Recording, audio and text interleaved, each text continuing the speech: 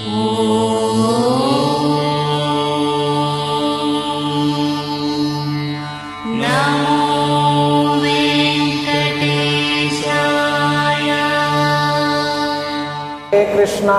कृष्णा कृष्णा कृष्णा हरे हरे, हरे राम राम राम हरे हरे। हरे कृष्णा। श्री वेंकटेश्वर स्वामी भगवान की। तो हम लोग पिछले 3 दिन से भगवान श्रीनिवास की कथाओं को सुन रहे हैं और आज हमारा लास्ट डे है श्रीनिवास की कथाओं की। वैसे कथा तो खत्म नहीं होगी मगर ये 4 दिन वाला प्रसंग प्रोग्राम खत्म हो जाएगा। फिर सबसे बड़ी बात है और खुशखबरी है, गुरु महाराज जी आ चुके हैं भीड़ में। श्री ललित स्वामी गुरु महाराज की। तो गुरु महाराज जी भीड़ में पधार चुके हैं, उनका पदार्पण हो चुका है। हम सभी भीड़ में रहने वाले भीड़ के निवासियों का उद्धार करने के लिए तो कल सुबह परम पूज्य गुरु महाराज जी के मुखारबिंद से हम लोग श्रीमद् भागवतम का श्रवण करेंगे। तो आप सभी भक्तों से निवेदन है, सब माताओं से भी, क्योंकि एक्चुअली सुबह सुबह तो माताओं का घरों में काम रहता है, मगर मृत्यु भी अगर आता है तो उनको बोलना चाहिए मृत्यु को, थोड़ा सा 1 घंटे के लिए रुक जाना, गुरु महाराज जी आए हुए हैं और मैं सुन के आ जाती हूँ, बाद में आना। अगर यमराज यमदूत भी आते हैं तब पर भी उनको बोलना है कि 1 घंटा रुक जाओ, गुरु महाराज जी आए हुए हैं, है ना। कलयुग में इस प्रकार का जो संत महात्मा हैं बड़े दुर्लभ ही मिलते हैं।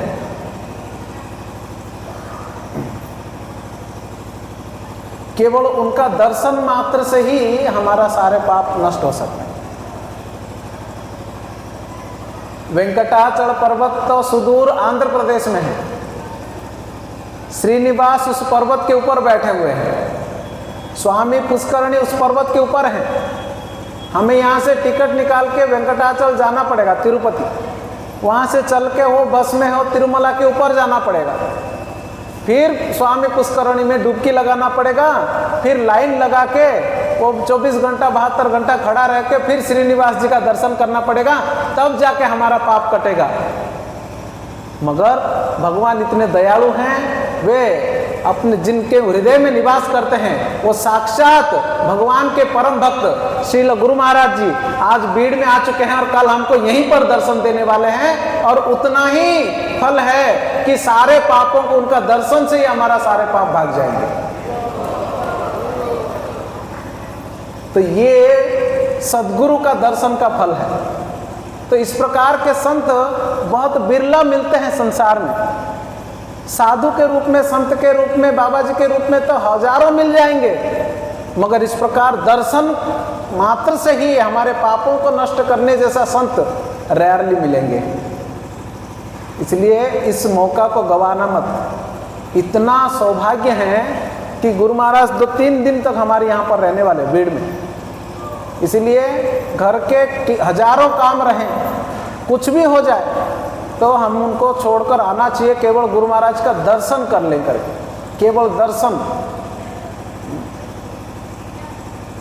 गंगा जी में तो जाना पड़ता है, वेंकटाचल में तो जाना पड़ता है, मगर ये संत महात्मा इतने दयालु होते हैं कि वो खुद से चल के हमारे पास आते हैं हमारे उद्धार करने के लिए, खुद से चल के आते हैं।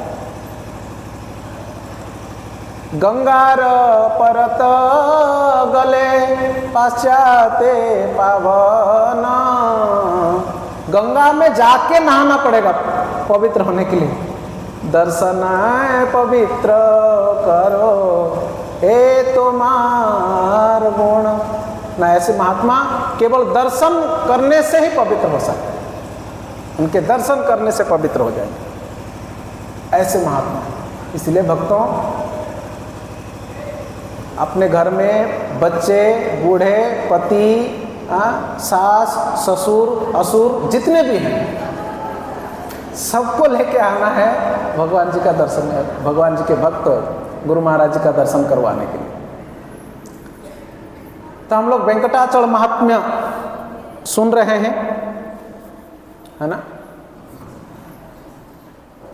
3 दिन से हम लोगों ने कथा सुने हैं। पहला दिन वो वेंकटाचल पर्वत के बारे में हमने सुना, दूसरे दिन श्रीनिवास किस प्रकार से भृगु महर्षि के वजह से धरती में आए वो सुना, और उस कथा को हम लोग कंटिन्यू सुन रहे हैं कि भगवान श्रीनिवास इस धरती में आकर माता पद्मावती का भेंट हो चुका है और पद्मावती से विवाह करने के लिए भगवान का मन हो चुका। माता पद्मावती भगवान जी का दर्शन करके वो भी श्री भगवान के विरह में दग्धीभूत हो रही है। इस प्रकार की परिस्थिति में भगवान ने अपनी माँ बकुला देवी को वो आकाश राज के घर पे भेजते हैं उनको बातचीत करने के लिए। फिर भी भगवान जी का मन नहीं मानता है कि कुछ और प्रयास करना चाहिए करके भगवान खुद से एक भविष्य बताने वाले स्त्री के रूप में, एक वृद्ध स्त्री के रूप में, और उनके गोद में एक बच्चा जो ब्रह्मा जी हैं, एक डंडा जो शिव जी हैं, और एक तगारे मतलब बांस का वो लेके टोकरी लेके उनके घर पहुंचती हैं। और फिर रानी के साथ का उनका वार्तालाप होता है। यहाँ तक हमने कल सुना था। आज हमको फिर से जल्दी ही करना पड़ेगा क्योंकि प्रभु जी बता रहे थे कि 7 बजे ख़त्म कर दो, कर 6 बज चुका है ना। तो 1 घंटे में जितना हो सके उतना सुनेंगे। वैसे तो भगवान की कथा तो बहुत है, मगर फिर भी मैंने बहुत सारा खोज किया, तो बहुत सारे पुराणों में से जितनी कथाएं मैंने सुना, मतलब मेरे पास जो सब जितने पुराण वगैरह सब मिले उसमें से तो मैं 20-25% ही पढ़ पाए हैं। अब उसमें से भी मुझे कितना याद रहा होगा, थोड़ा सा, और वो भी बताने के लिए भी समय कम हो गया है कि नहीं। तो शायद 7 दिन अगर 2-2, 3-3 घंटा होता तो शायद थोड़ा बहुत हो सकता था ऐसा।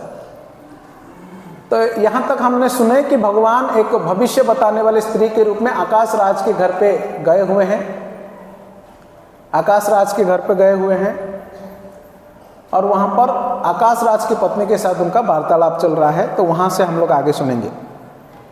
श्रीनिवास के चरणों में प्रार्थना करते हैं, और उससे पहले माता लक्ष्मी के चरण हैं, लक्ष्मी जी के चरणों में ईशानां जगतोस्य वेंकटपतेर्विष्णो परां प्रेयसीं तद्भक्ष्यस्थल नित्य निवास रसिकां तत्शांति संवर्धिनीं पद्मालंकृतपादपल्लवजुगां पद्मासनास्तां श्रियं वात्सल्यादिगुणोज्ज्वलां भगवतीं वन्दे जगन्मातरम्। श्रीमान् कृपाजलनिधे कृतसर्वलोक सर्वज्ञशक्तनतवत्सल सर्वशेषिन् श्रीमान् स्वामिन् सुशील सुलभाश्रित पारिजात श्री वेंकटेश चरणों शरणं प्रपद्ये। वेंकटेश्वर स्वामी भगवान की, एडुकंडलवाड़ा वेंकटरमण गोविंदा गोविंदा। अब भगवान रानी के साथ बात कर रहे हैं, भगवान को बूढ़े के रूप में, बूढ़ी के रूप में। तो रानी को भगवान बता रहे हैं तुम्हारी जो पुत्री हैं वो सूख गई है ना, खाना पीना छोड़ दी है ना।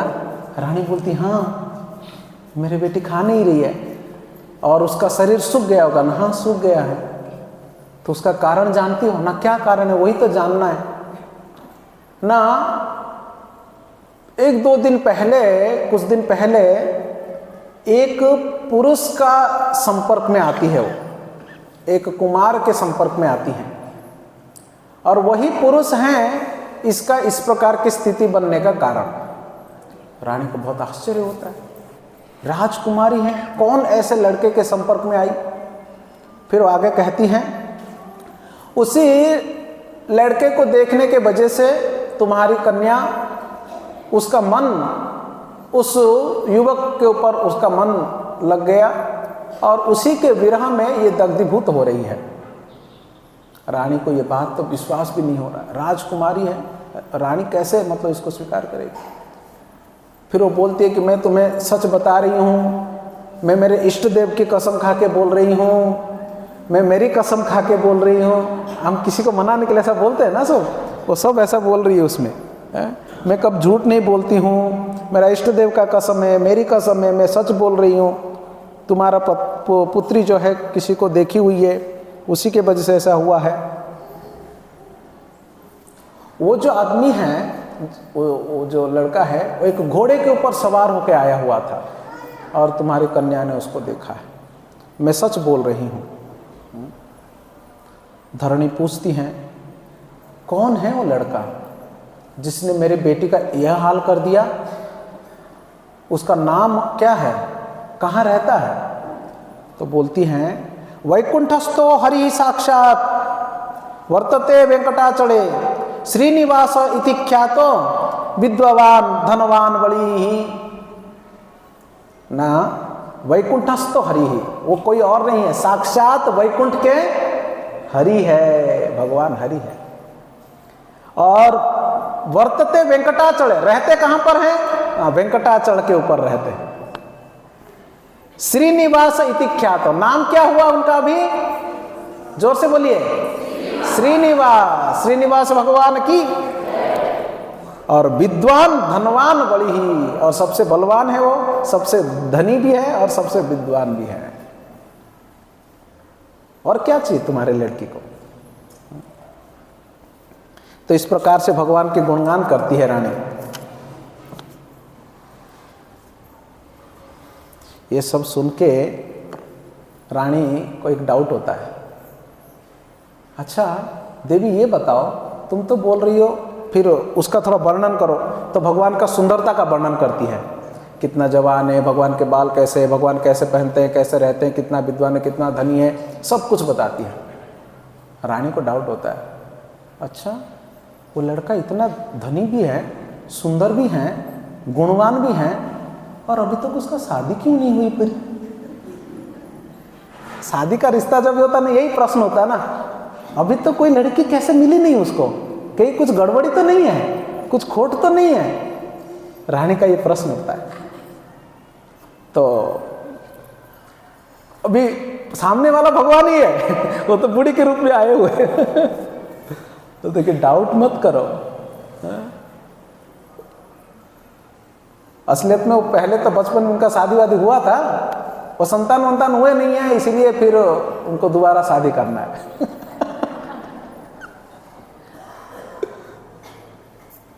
भगवान हंस भी नहीं रहे थे, पता नहीं कैसे वो ड्रामा कर रहे थे।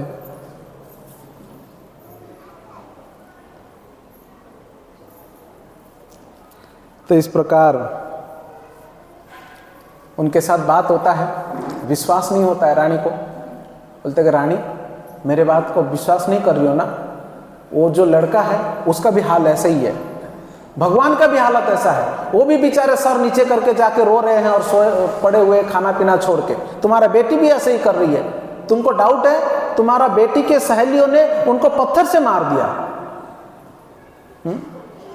तुमको डाउट है तो तुम्हारा बेटी के साथ जो सहेलियों ने गए थे ना फूल तोड़ने के लिए, उनको पूछ लेना पत्थर से मारा कि नहीं उन लोगों ने। मार तो यही खाया है। तो फिर भी रानी बड़ा क्वेश्चन मार्क से देख रही थी।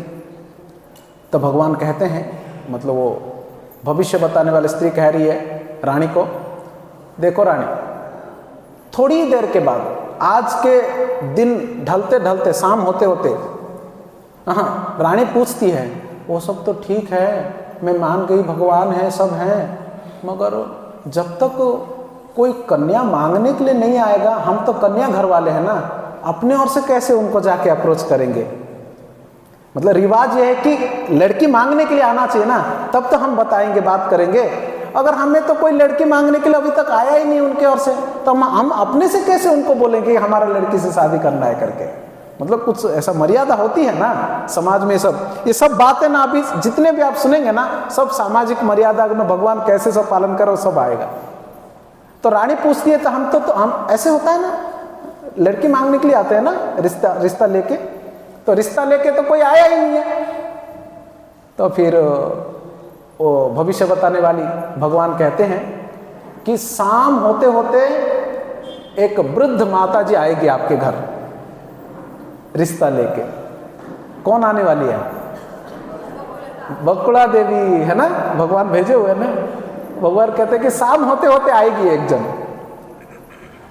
रानी बोलती अच्छा। तो रानी बहुत सारा उनको धन देती है ना, दक्षिणा, और वो सब धन लेके वो रोता हुआ बच्चे को शांत करके टोकरी में बिठा के उसको लेके ब्रह्मा जी को, और चलते चलते चली गई। देखते देखते ओझल हो गई। हाँ, सच में जब शाम हुआ तो कपिलेश्वर में दर्शन करने के लिए जाने वाले पद्मावती की सखियां और उनके साथ साथ बकुला देवी पहुंचती है। सखियों को देख के धरणी माता पूछती हैं, हाँ अभी ये चली गई, ये बहुत डिटेल में है ना, बहुत अच्छा लगेगा सुनने के लिए। अभी भविष्य बताने वाली स्त्री चली गई, मतलब भगवान चले गए। अब बकुला देवी पहुंची नहीं है। ये सब घटना सुन के रानी अपने बेटी के पास जाती है, जो बेटी खाना पीना छोड़ के और रोते रोते वो पड़ी हुई है, जीर्ण शीर्ण हो गई है। वो जाके पूछती हैं, दुखिताम जननीम दृष्ट्वा संदमाह मनोगताम। वो पूछती है कि बेटी बताती क्यों नहीं है, कुछ तो बताना, क्या हुआ है तुझे, क्या चाहिए तुझे, किस लिए तू दुखी है, कुछ तो बताना बेटी। पद्मावती चिढ़ जाती है। बार बार पूछेंगे यार, कोई जब नाराज है या दुखी है तो चिढ़ जाते हैं ना, है ना। तो पद्मावती ऐसे चिढ़ के बोलते, क्या बताऊंगी मम्मी, क्या ये बताऊं कि मतलब मासिक समस्या के समय पर मेरा तबीयत खराब है करके ऐसे बताऊं, क्या बताऊं मैं तुमको, बिना बोले कहीं पर मैं संतान जो है मेरे गर्भ में आया है ऐसे बोलूं क्या? पद्मावती चिढ़ के बोलती है मम्मी को। अभी मम्मी से कोई बेटी बात करती है ना, ऐसे सब बात करेगी ना, क्या बताऊं तुझे कि कहीं से गर्भ लेके आ गई हूं ऐसा बोलूंगी क्या तुझे? तो माँ चुप हो जाती है, नहीं बेटा मैं तो ये पूछ रहा हूँ कि तुझे क्या चाहिए, क्यों दुखी है वो तो बता, तो हम उसके बारे में विचार करेंगे। पद्मावती कहते, किम वदिष्यामि मैं माता सुतकादौ दुखमागतम अथवा पुत्र लाभ किं प्रबदामि निगूढ़जत। ऐसे पद्मावती बोलती है। तो माँ समझाती है उनको, नहीं बेटी तू गुस्सा मत है, बता तेरे को क्या चाहिए, क्यों दुखी है। फिर पद्मावती कहती है कि माँ मैं सच बोलती हूँ, मैं जब भी जंगल में गई थी ना फूल तोड़ने के लिए, उस समय मैं एक लड़के को देखी। वो फिर उनकी सुंदरता का वर्णन करती है पद्मावती। फिर पद्मावती कहती हैं कि मेरा मन उस पुरुष के प्रति मेरा लगा हुआ है, और जब तक वो मुझे मेरे स्वामी के रूप में प्राप्त नहीं होंगे तो मैं ये शरीर छोड़ दूंगी। पद्मावती अपनी माँ से कहती है। साधारणतः जो कन्या लड़की होती हैं वो अपने मन की बात वो आसानी से माँ से शेयर कर पाती है, पिता से नहीं। तो इस बात को सुन के धरणी माता और पूछती है उस लड़के के बारे में। तो पद्मावती बहुत डिटेल में बोलती हैं कि कोई और नहीं है माँ, वो साक्षात भगवान है, जो भक्तों के हृदय में निवास करने वाले हैं, भक्तों के ऊपर कृपा करने वाले हैं, उनकी रक्षा करने वाले हैं, ऐसे प्रभु है। मतलब वो माता लक्ष्मी है ना, वो जानती है कौन है वो, इसलिए वो भगवान की पूरा वर्णन करती है पद्मावती। तब धरणी माता उनको आश्वासना देती हैं कि तुम चिंता मत करो बेटी, तुम चिंता मत करो, तुम्हारा जो भी मनस्कामना है वो निश्चित रूप से उसको पूरा करेंगे। अगर वो साक्षात भगवान है तो फिर क्यों चिंता कर रही हो? तो माँ आश्वासना देती हैं। तब तक सहेलियाँ और बकुला देवी पहुँचते हैं। सहेलियों को देख के धरणी देवी पूछती है, तुम लोग कहाँ गए थे? ना भगवान शिव जी की उपासना में। ना ये बूढ़ी माता जी कौन है? ना ये बूढ़ी माता जी वेंकटाचल से आई हुई है, आपसे बात करना है। क्योंकि बूढ़ी माता जी बार बार बोल रही है कि रानी से बात करूंगी, क्योंकि वो तो स्त्री है ना, वो राजा से जाके डायरेक्टली बात नहीं कर सकती हैं, तो इसलिए वो बोल रही है कि मैं रानी से बात करूंगी। तो पहले सहेलियों के साथ उनका बातचीत हो गया था, मैंने वो बताया नहीं, वो लंबा जाएगा करके। तो सहेलियों ने लाके रानी के सामने छोड़ दिया। रानी ने पूछा कि हे वृद्ध हैं, हाँ, वो उनकी फिर रेस्पेक्ट किया, प्रणाम किया, क्योंकि वृद्ध हैं। तो फिर उनको पूछती हैं कि आपका आगमन का प्रसंग क्या है करके। तो बोलती है कि आपकी कन्या का हित ही मेरा आने का उद्देश्य है। लेकिन हाँ, हम भी चिंतित है उसके लिए। न किसके लिए चिंतित है? न हम उसके लिए वर ढूंढ रहे हैं। अभी घर में जवान लड़की हैं तो माँ बाप का सबसे बड़ा चिंता यही तो रहता है कि कैसे विवाह होगा करके। तो हमेशा कोई भी रिश्तेदार आएंगे, कोई आएंगे तो वो देखिए कहीं पर कोई रिश्ता विश्ता अगर मिले तो हम लड़का ढूंढ रहे, हमारे घर में बेटी हैं, पढ़ी लिखी हैं, और फलाना फलाना पढ़ी है, वह ये है, उसको ये आता है वो आता है, बोलते रहते हैं ऐसा। फिर वही रानी भी बोली कि हम तो लड़का ढूंढ रहे हैं, लेकिन मैं उसी रिश्ता ही लेकर आई हूँ। फिर बकुला देवी भगवान के बारे में बोलती हैं कि मैं रिश्ता लेकर आई हूँ। तो रिश्ता लेकर आए हैं तो पूछती है किसका रिश्ता लेकर आए हैं, कौन है वो, उसका गोत्र क्या है, उसका कुल क्या है, नाम क्या है, माता पिता कौन है। रानी पूछती हैं। बकुला देवी कहती हैं रानी सुनिए, सुनो राज्ञा सपरिवार गोत्रं बंधुजनम तथा देवकी जननी तस्य जनकः सूरनंदनः। मैं उनका कुल गोत्र माँ बाप सब बताती हूँ, सुनो। देवकी जननी तस्य जनकः सूरनंदनः, उनकी माँ जो है देवकी है, माँ कौन है, और पिता जो है सूरनंदनः, सूरसेन के बेटे कौन है, वसुदेव जी। वसुदेव जी उनके बेटे, वसुदेव जी उनके पिता है। निशाकर कुलम तस्य, निशाकर मतलब निशाकर चंद्र को कहते हैं। भगवान कौन से कुल में जन्म हुए थे, चंद्र वंश में, है ना। रामचंद्र सूर्य वंश में आए थे और भगवान कृष्ण चंद्र वंश में। बकुला देवी कहती है निशाकर कुलम तस्य नाम कृष्ण इति स्मृतः, उनका नाम कृष्ण है। और वशिष्ठ गोत्र, उनका गोत्र क्या है, वशिष्ठ गोत्र। वशिष्ठ गोत्र है, माँ का नाम बाप का नाम सब बता दिया बकुला देवी ने। तो ये सब बताने के बाद रानी बहुत प्रसन्न होती हैं। हाँ सॉरी, एक्चुअली वो जो बात रानी पूछती है ना, बकुला से पूछती है, अगर इतना ये लड़का अगर इतना होनहार है तो शादी क्यों नहीं हुआ अभी तक करके। बकुला बोलती है कि नहीं वो हुआ था बट संतान हुआ नहीं, तो इसलिए दोबारा शादी करना है उनको, ऐसा करके बकुला। आगे जाके भगवान बोलते हैं कि शादी करने के लिए कोई 100 झूठ भी बोले तब पर भी उसको माफ, ऐसा भागवतम में बताया गया। झूठ बोलने के लिए कुछ जगहें हैं, उसमें से एक जगह है शादी करने के लिए कोई झूठ बोलता है तो उसमें चलता है, मिथ्या का बोलने का अपराध नहीं लगता है वहां पर, ऐसा। तो बकुला देवी बोली तो रानी को एक्चुअली बात ठीक लगा। तब रानी ने आकाश राज को बुलाने के लिए अपने बेटे को भेजा। आकाश राज के बेटे का नाम वसुदान जाके अपने पिता को बुलाता है। तो पिताजी आते हैं, रानी को पूछते हैं, तो रानी सब बताती है कि लड़की का शादी का तैयारियां करो ना। तो भगवान बोलते कि हाँ, आकाश राज बोलते कि हाँ करेंगे ना, क्यों नहीं। और बेटी वहीं पर खड़ी हुई थी। और आकाश राज अपनी बेटी से पूछते हैं, बोलो बेटा, मतलब किससे विवाह करना है तुमको, तुम्हारे मन में कोई है, तुम कुछ चाहती हो। पद्मावती पिताजी को देख के, माँ के ओर देख के बोलती है, मम्मी मैं बोला था ना तुमको, पापा को बोलो सब।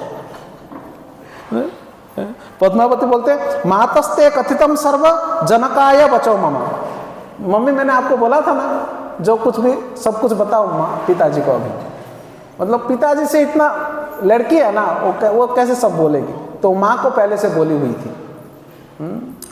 चाणक्य पंडित बोलते हैं जब भी कन्या बड़ी हो जाती है तो माँ को उसका मित्र बन जाना चाहिए।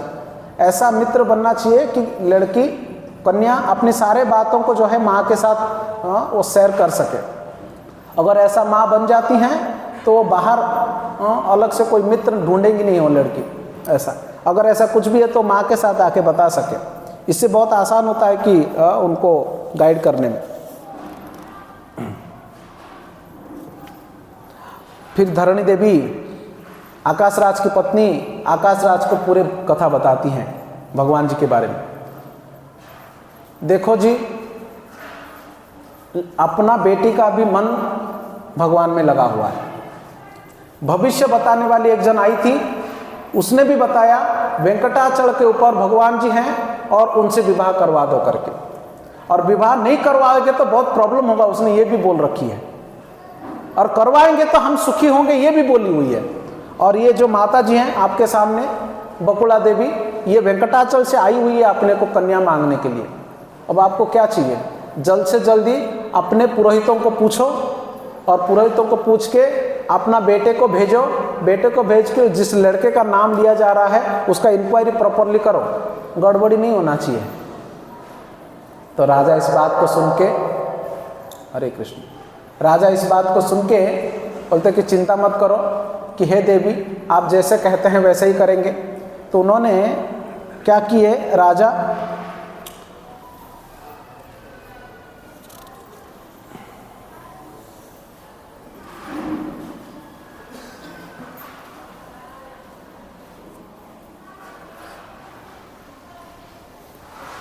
आकाश राज ने खबर भेजा बृहस्पति के पास। बृहस्पति देवगुरु है ना, पंडित जी को पूछना पड़ेगा ना। तो आकाश राज ने बृहस्पति को खबर भेजा। बृहस्पति जी आ गए।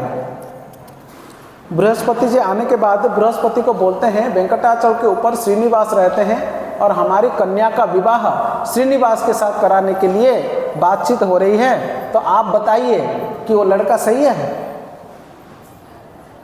बृहस्पति बोलते हैं देखिए आकाश राज, हम तो देवलोक में रहते हैं, कभी कभार यहाँ पर आते रहते हैं, तो इतना अच्छे से उनके बारे में मालूम नहीं है हमको। हाँ, धरती में श्रीनिवास का ही एक भक्त हैं सुखदेव जी गोस्वामी महाराज, वो भूलोक में यहीं पे कुछ दूरी पे रहते हैं, 50 कोस की दूरी पे। अगर हम उनको पूछेंगे ना वो बराबर बता देंगे। तो फिर आकाश राज अपने भाई को भेजते हैं सुखदेव गोस्वामी को लेके आने के लिए। आकाश राज के भाई का नाम किसी को याद है क्या? मैंने बताया था ना, तोंडमान। क्या नाम है? अरे जोर से बोलो, और जोर से, जोर से बोलो ना। तोंडमान ये भगवान के महान भक्त हैं, इनका नाम लेने से ही भगवान की कृपा मिलता है। आकाश राज, पद्मावती, तोंडमान, है ना, ये सब भगवान के भक्त हैं। प्रभु जी इसका इक्को बंद करो ना, इक्को आता है बहुत। तोंडमान जाते हैं अपना रथ लेकर, और रथ लेकर कहाँ जाते हैं मालूम है? सुखदेव गोस्वामी के आश्रम में जाते हैं। कौन सुखदेव गोस्वामी? आपको पता है कि नहीं सुखदेव गोस्वामी कौन है? कौन है सुखदेव गोस्वामी? कौन है? रामायण लिखे थे ना? रामायण नहीं लिखा है? क्या लिखा था? महाभारत। अरे बता क्यों नहीं रहे आप लोग? भागवत कथा किए थे, है ना। हाँ, परीक्षित महाराज जी को जिन्होंने भागवत बताया था वही सुखदेव गोस्वामी। वो सुखदेव गोस्वामी वहीं पर रहते थे। तोंडमान गए उनको लेके आने के लिए। कहाँ रहते थे मालूम है उनको? सुखदेव जी का आश्रम कहाँ पर था? आप लोग तिरुपति बालाजी गए ना? पद्मावती मंदिर कितने लोग गए? पद्मावती मंदिर तिरुचेंदूर में है ना पद्मावती। वो पद्मावती मंदिर, वहीं पर सुखदेव गोस्वामी का आश्रम था। वहां पर पुष्करणी है ना, पीछे मंदिर के पीछे पद्म पुष्करणी करके, पद्म सरोवर, वहीं पर उसी के किनारे सुखदेव गोस्वामी जी का आश्रम था। सुखदेव गोस्वामी वहीं पे अपना तपस्या करते थे, भगवान की भक्ति में लीन रहते थे। तो तोंडमान महाराज वहां पर जाते हैं, आकाश राज के भाई, और जाके सुखदेव गोस्वामी से कहते हैं कि हे सुखदेव गोस्वामी, श्रीनिवास जी के साथ हमारे बड़े भाई आकाश राज के कन्या पद्मावती का विवाह का बात चल रही है। महाराज जी ने आपको बुलाया है कि श्रीनिवास के बारे में जानकारी चाहिए हमको, तभी जाके रिश्ता पक्का करना है। श्रीनिवास ये नाम सुनते ही बैठे हुए सुखदेव गोस्वामी उठ गए और उनका वो सारे मोतियों की माला फेंक के जोर जोर से नाचने लगे। हरे कृष्णा कृष्णा कृष्णा हरे हरे, हरे राम राम राम हरे हरे। क्या किए मालूम है सुखदेव गोस्वामी? भिनंदन कमंडलम राजन छिंदन कृष्ण मृगत्वचम। वो अपना कमंडल को फेंक दिए। हाँ, मृग छाल में बैठे हुए तो उसको भी तोड़ दिए, अपना हार फेंक के मोतियों का और नाचने लगे जोर जोर से, भगवान का नाम लेते ही भाव विभोर होकर नाचने लगे। ये नारद जी हैं, महादेव जी हैं, सुखदेव जी हैं, ये सभी लोग अगर उनके पास में, और हनुमान जी हैं, इन लोग के पास अगर जाके केवल हरे कृष्णा बोल देंगे, हरे कृष्णा कृष्ण कृष्ण हरे हरे, हरे राम राम राम हरे हरे, वो प्रेमाश्रुओं से भर जाएंगे और नाचने लगेंगे। हाँ, उदंड नृत्य करने लगे। सुखदेव गोस्वामी उदंड नृत्य करने लगे श्रीनिवास का नाम सुनने मात्र से ही।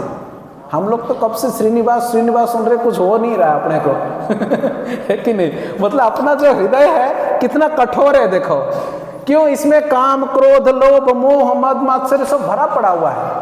कब से तो गुरु महाराज जी ने बोले हुए हरे कृष्णा कर रहे हैं, मगर वो अभी खत्म हुआ नहीं। पता नहीं आप लोग का तो हो गया रहेगा, मेरा तो हुआ नहीं है कि नहीं? तो इसलिए नाम लेने पर भी वो आंसू नहीं आ रहा है, वो प्रेम नहीं आ रहा है, वो नाचना नहीं आ रहा है। मगर सुखदेव जी केवल भगवान का नाम सुन के नाचने लगे। थोड़ी देर के बाद तोंडमान ने उनको शांत किए और शांत हुए। बोले कि अच्छा, तो तुरंत क्या किए, तैयार हो गए मृगछाल इत्यादि पहनकर, और तोंडमान के रथ के ऊपर बैठे और आकाश राज के वहाँ पर गए। और आकाश राज के पास जाकर आकाश राज मिले। आकाश राज पूछते हैं, मुनिवर मेरी कन्या को श्रीनिवास के साथ विवाह कराना है। बृहस्पति जी को पूछा, बृहस्पति जी को कहना है कि आप श्रीनिवास को अच्छे से जानते हैं, आप बताइए। कृष्णा कृष्णा हरे,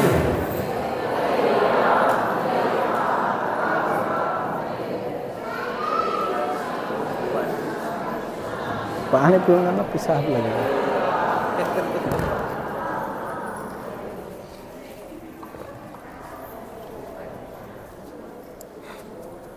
मतलब ऐसा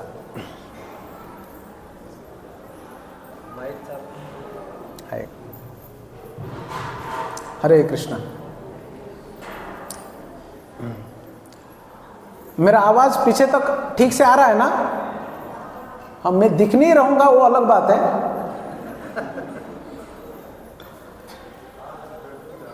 तो सुखदेव गोस्वामी पहुंच के आकाश राज पूछते सुखदेव महाराज जी से, तो सुखदेव महाराज जी भगवान का गुणगान करते हैं, पद्मावती का गुणगान करते हैं, और गुणगान करके उनको बोलते हैं इसमें शुभ से विलंब नहीं करना चाहिए, भगवान के कार्य में कभी विलंब नहीं होना चाहिए, सेवा में तुरंत होना चाहिए।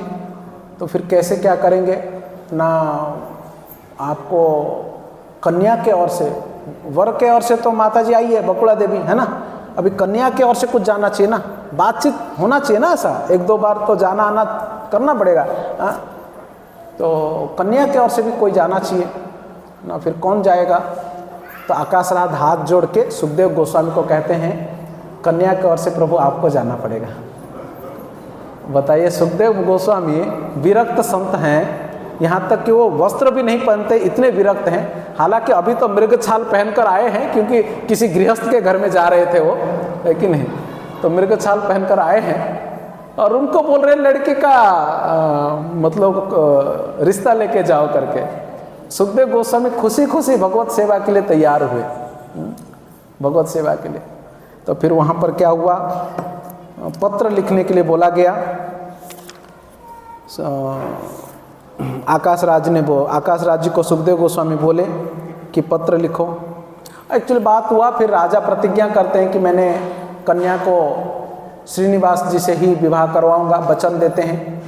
तभी सुखदेव गोस्वामी बोलते हैं कि फिर खबर भेजना है, फिर उनको निवेदन करते हैं कि राजा के द्वारा पत्र लिखा जाता है। फिर पत्र में राजा लिखते हैं कि हे भगवान, हे श्रीनिवास, हे वैकुंठनाथ, हे हरि, हमारा बड़ा सौभाग्य है, आपको हमारे कन्या को देने के लिए हम इच्छा व्यक्त किए हैं। आप कृपा करें हमारे ऊपर, और आप हम जैसे दीन व्यक्ति के ऊपर कृपा करें और हमारे कन्या को स्वीकार करें। ये इस आशा के साथ मैं पत्र लिख रहा हूँ। चैत्र शुक्ल त्रयोदशी दशमे चैत्र मास शुक्ल पक्ष त्रयोदशी के दिन वो चिट्ठी लिखना शुरू किए। पहले चिट्ठी लिखा जाता था, आजकल तो चिट्ठी नहीं लिखते हैं, 10 बटन दबाते हैं तो फ़ोन में बातें हो जाती हैं, है कि नहीं? तो तभी चिट्ठी लिखा जाता था, और उसमें चिट्ठी में पहले लिखेंगे श्री गणेशाय नमः, है ना, फिर ऐसा करके फिर नीचे लिखेंगे कौन से डेट में उसको लिखेंगे। तो इसमें देखो चिट्ठी लिखा हुआ है, चैत्र शुक्ल त्रयोदशी दशमी पत्रम विलिख्यते, मैं चिट्ठी लिख रहा हूँ इस तारीख को। कन्याम पद्मावती तुभ्यम ददामी मीति मतिर ममा, मेरा मति है, मेरी लड़की कन्या पद्मावती को आपको देना चाहता हूँ, ऐसा। फिर तामंगी कुरु गोविंद, तामंगी गुरु गोविंद विवाह विधि पूर्वकम सुकोव्यति गुरोर्व्यति हृदय मम सर्वतः, मैं निष्पत्ति अकेला नहीं लिया हूँ, आप मेरे कन्या को स्वीकार करिए, ये मेरा ही डिसीजन नहीं है, मैं गुरुजी से भी पूछा हूँ और सुखदेव गोस्वामी जी से भी पूछा हूँ, गुरुजी ने भी हाँ बोला, गुरुजी मतलब बृहस्पति जी ने, और सुखदेव गोस्वामी जी ने भी इसमें राजी हुए हैं और मैं भी राजी हूँ, इसलिए प्लीज़ मेरी लड़की को, मेरी कन्या को स्वीकार करिए। हाँ, फिर वो आगे कहते हैं, माम पुरुषवतत्र संदेह कन्यार्थम पुरुषोत्तम वैशाख शुक्ल दशमी भृगुवारे शुभ दिने, लग्न निकाल दिया गया, डेट शादी का डेट भी निकाला, क्योंकि सामने तो बृहस्पति और सुखदेव जी बैठे हुए थे ना। तो उसमें डेट क्या था ना, वैशाख शुक्ल दशमी भृगुवार, भृगुवार मतलब शुक्रवार, फ्राइडे, वैशाख शुक्ल दशमी और फ्राइडे के दिन जो है ये शुभ घड़ी है, बृहस्पति जी ने बताया हुआ है, आप कृपया इस तारीख को आके मेरे कन्या का पाणी ग्रहण करिए, है ना। ऐसे करके महाराज जी चिट्ठी लिखते हैं। इससे पहले इन लोगों ने पूरा ज्योतिषी भी निकाला हुआ है, ये सुखदेव जी और बृहस्पति बैठ के पूरा ज्योतिषी निकाला है उनका। ज्योतिषी निकालने के लिए देखो वहाँ कौन कौन थे, आकाश राज, उनकी पत्नी बकुला देवी, पद्मावती साइड में खड़ी हैं, उन्हीं का शादी का चल रहा है, वो तो साइड में खड़ी है सर नीचे करके, बकुला देवी बैठी है, वसुदान आकाश राज की लड़का है, तोंडमान चक्रवर्ती आकाश राज का भाई है ना, लड़की की चाचा जी, और बृहस्पति हैं और सुखदेव गोस्वामी हैं। और उसमें फिर वो पूरा ये निकाला गया, कुंडली मिलाना पड़ेगा ना शादी से पहले, तो आकाश राज बोले बृहस्पति को, मेरे मतलब बेटी का कुंडली मिलाओ इनसे। तो बृहस्पति पूछते कुंडली मिलाने के लिए लड़के का पूरा डिटेल बताओ, नाम वगैरह सब, हाँ जन्म तिथि वो सब निकाला। अरे वो लड़के का नाम और उसका गोत्र क्या है सब, वो कौन बताएगा। तो फिर उधर बकुला देवी थी, तो बोलते आप लड़के के वहाँ से आए हो ना, बताइए लड़के का नाम और उसका पिता का नाम और वो सब उसका जन्म तिथि। बकुला देवी भड़क गई, कैसे ब्राह्मण को लेके आए, ये कलयुग के सारे ब्राह्मण ऐसे ही है, पता होने से भी सत्य नहीं बोलते हैं। क्या तुम्हें पता नहीं है किसके बारे में पूछ रहे हो? बृहस्पति को तो मालूम है ना, श्रीनिवास स्वयं भगवान है, इसलिए बकुला देवी भड़क, बूढ़ी माता जी ना भड़क गई हो, बोलते तुमको नहीं मालूम तुम किसके बारे में पूछ रहा है? बृहस्पति बोले ठीक है शांत हो जाओ, पता है मैं चेक करता हूँ, रुको। मतलब इतना सुंदर तरीके से वर्णन है पूरा सारे वार्तालाप। फिर इस प्रकार से उनका नाड़ीकूट, विशेषण, सूत्रकूट और फिर योनिकूट, चानुकूल, ग्रहस्थ, शुभदर्शन सब कुछ निकाला जाता है। जो कुंडली मिलाया जाता है ना, कौन सा मिलता है नहीं मिलता है, सब मिलाया जाता है, सब कुछ परफेक्ट मिले। कैसे नहीं मिलेगा? सामने वाला भगवान है और सामने वाली साक्षात लक्ष्मी ठाकुरानी है, तो फिर कुंडली में कोई गड़बड़ी रहेगा? ये सब होने के बाद लग्न पत्रिका लिख के भेजें। सुखदेव गोस्वामी उस पत्र को लेकर, उस चिट्ठी को लेकर वेंकटाचल पहुंचते हैं। देखो तब तक बकुला देवी यहाँ से निकली नहीं थी, वो निकलने वाले सुखदेव गोस्वामी पहले पहुंच गए। सुखदेव गोस्वामी जैसे ही पहुंचे श्रीनिवास के पास और भगवान जी को सुखदेव गोस्वामी दंडवत प्रणाम किए, प्रणाम करते ही भगवान क्या पूछते मालूम है? क्या हुआ गोस्वामी जी, कुछ पॉजिटिव है कि नेगेटिव है? मतलब उनको बड़ी पड़ी रहती है शादी का पॉजिटिव है कि नेगेटिव है, वो देखो पूछते हैं। कार्यम मदीयम विप्रेंद्र पक्वम अपक्व में बवा, पक गया कि अभी भी कच्चा है? अब समझ रहे ना, काम बन गया कि अभी काम बाकी है? ये उनका पूछना था भगवान का। तो सुखदेव गोस्वामी तुरंत कहते हैं पक गया, टेंशन मत लीजिए, हो गया, मतलब लड़की का बाप राजी हो गया है, टेंशन मत लीजिए। सुखदेव गोस्वामी प्रार्थना करते, प्रणाम करते हैं। फिर वो उनको बताते हैं कि लड़की के पिताजी ने चिट्ठी भेजी हुई है। भगवान बोलते हैं पढ़िए। तो भगवान ने के सामने उस चिट्ठी को पढ़ा जाता है। भगवान बड़े प्रसन्न होते हैं। प्रसन्न होकर सुखदेव गोस्वामी को भगवान बहुत थैंक यू बोलते हैं। क्या बोलते हैं मालूम है? अरे तुमने तो यथा त्वया कृतम कर्म तथा पूर्वे कपीश्वर, तुमने तो ऐसा काम किया जैसे पहले हनुमान जी ने किया था। हनुमान जी ने क्या किया था? सीता मैया गुम हो गई थी ना, तो हाँ, सीता मैया को ढूंढा किसने था और खबर लेके किसने आया था? इसीलिए भगवान कहते हैं अरे पहले हनुमान जी ने जो काम किया था ना, अरे सुखदेव तुमने अभी वो काम किया है ना।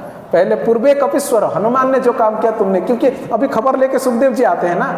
मतलब देखो भगवान जी है ना, वो तो सुप्रीम लॉर्ड है, ये सब तो उनके सेवक हैं, है कि नहीं? परंतु वो छोटे छोटे चीजों को ध्यान रखते हैं।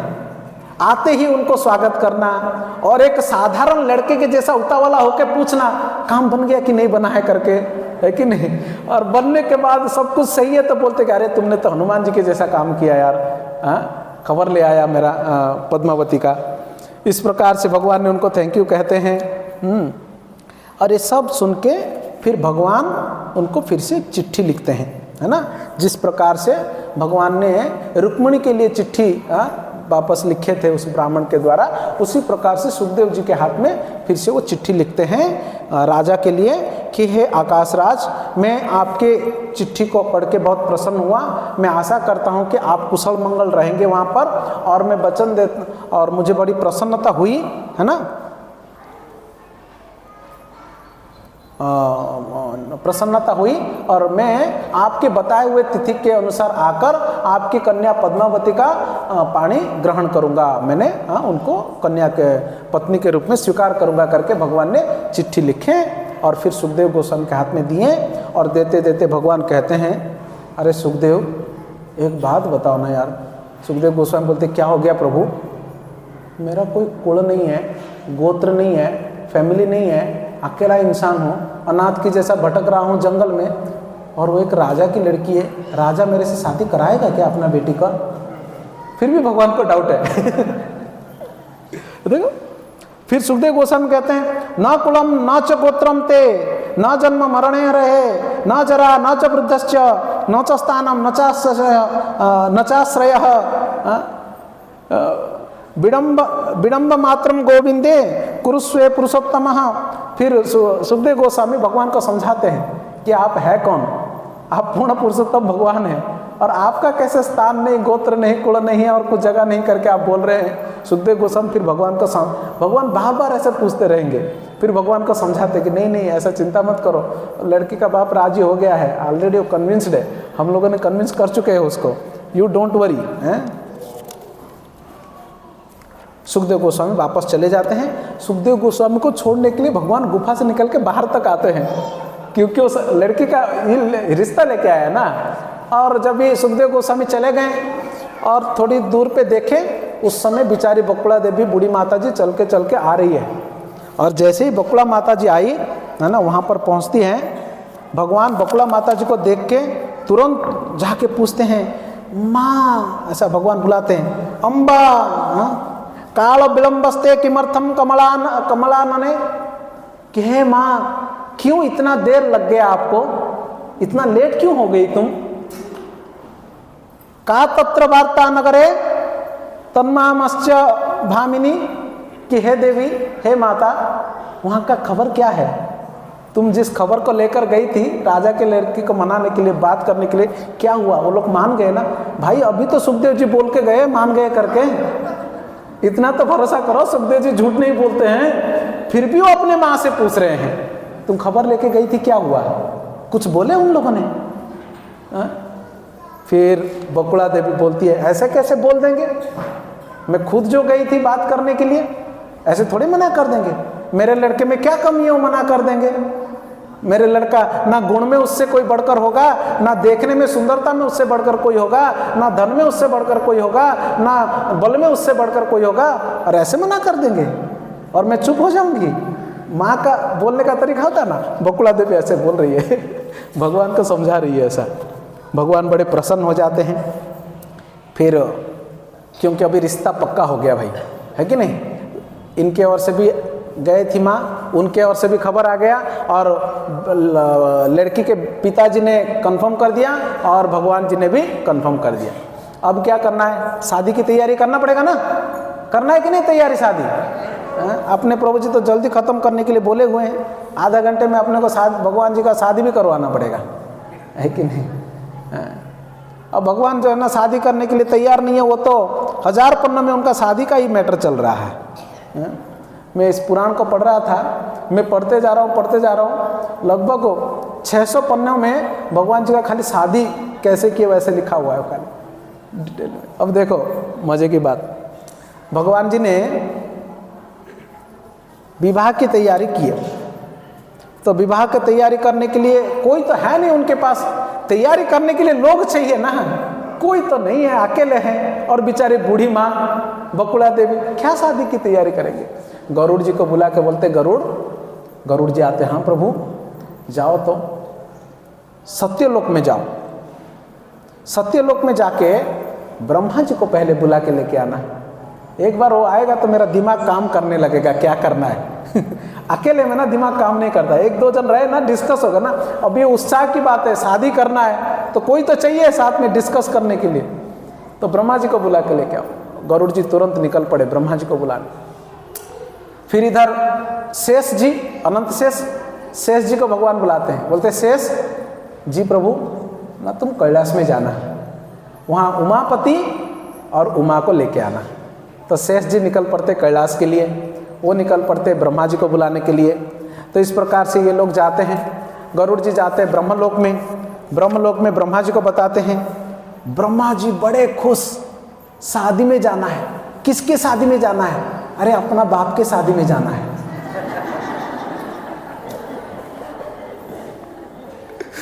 क्योंकि भगवान कौन है? ब्रह्मा के पिता है ना। उधर ब्रह्मा तैयार हो रहे थे, हड़बड़ा रहे थे, तो ब्रह्मा की पत्नियां जैसे गायत्री, सावित्री, सरस्वती, उन्होंने देखा ये तीनों भगवान की पत्नियां हैं, ब्रह्मा जी की पत्नियां हैं। वो पूछ रहे हैं, वो जी क्या हो रहा है जी, कहाँ जाने वाला है, क्यों मतलब तैयारियां कर रहे हैं? शादी में जानी है। किसकी शादी में? अरे अपने पापा की शादी में जानी है। बोले कि हाय दैया, मतलब बेटा जा रहा है बाप की शादी में। तो बोले हमें भी तो चलना है, शादी में अकेले कैसे जा सकते हो? अरे हाँ तो फिर जल्दी रेडी हो ना, फिर लेट क्यों कर रहे हो?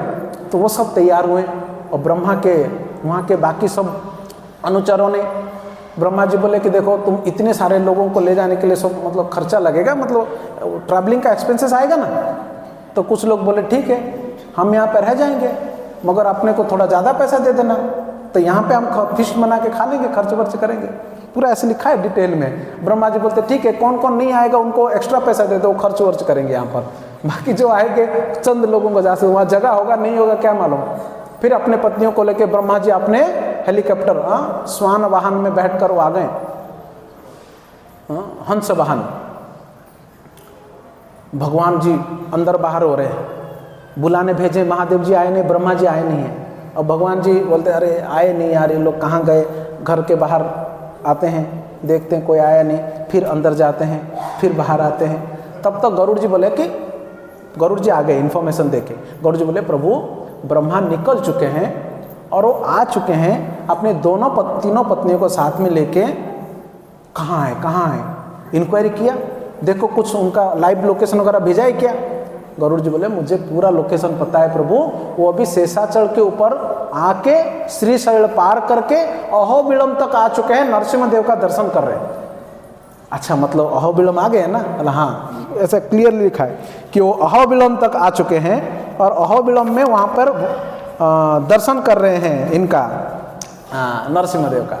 भगवान बोलते ठीक है, तब तो आ जाएंगे, पहुंच जाएंगे ना, नज़दीक आ गए। इसका मतलब एक व्यक्ति का उत्साह होता है ना, कोई आना है कर। जैसे गुरु महाराज आए तो डिवोटीज में, गुरु महाराज कहाँ पहुँचे? अभी रास्ते में हैं, अरे देखो लोकेशन भेजे कि नहीं, ऐसे सब बात करते ना।